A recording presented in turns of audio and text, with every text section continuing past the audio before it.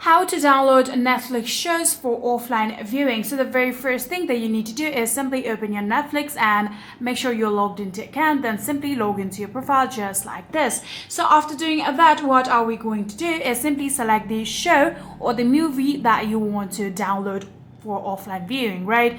So in here, let's just get into my home right here and let's just browse.